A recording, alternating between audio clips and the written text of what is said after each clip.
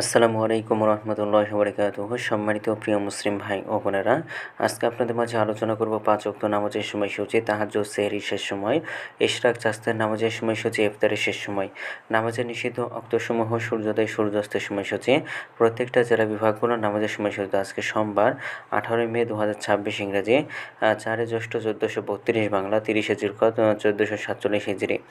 ঢাকা মধ্যে পার্শ্ববর্তী এলাকার নামাজের সময়সূচিগুলো তুলে ধরবো।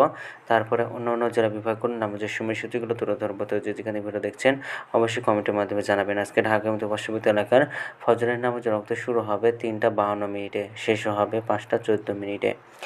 জোহরের নামাজের রক্ত শুরু হবে ১১টা ৫৮ মিনিটে, জোহরের নামাজের রক্ত শেষ হবে ৪টা ৩২ মিনিটে। আসরের নামাজের রক্ত শুরু হবে ৪টা ৩৩ মিনিটে, আসরের নামাজের রক্ত শেষ হবে ৬টা ১৭ মিনিটে।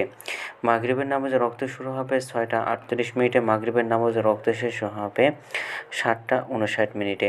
এশার নামাজের রক্ত শুরু হবে ৮টায়, এশার নামাজের রক্ত আজকে শেষ হবে ৩টা ৪৬ মিনিটে, অর্থাৎ সুবহে সাদিকের পূর্ব পর্যন্ত আপনারা পড়তে পারবেন।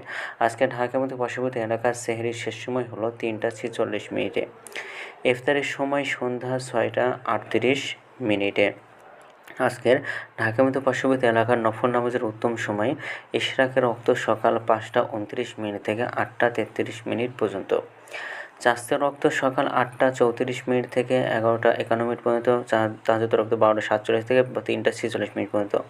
নামাজের নিষিদ্ধ রক্ত হলো ৩টার সময়, সকালে ৫টা ১৫ থেকে ৫টা ২৮ পর্যন্ত, দুপুরে ১১টা ৫২ থেকে ১১টা ৫৭ পর্যন্ত এবং সন্ধ্যায় ৬টা ১৮ থেকে ৬টা ৩৪ মিনিট পর্যন্ত। আজকে এই ছিল ঢাকার মধ্যে পার্শ্ববর্তী এলাকার নামাজের সময়সূচি। এখন আলোচনা করব বিভাগীয় শহরের জন্য লিখিত সময়ের সঙ্গে।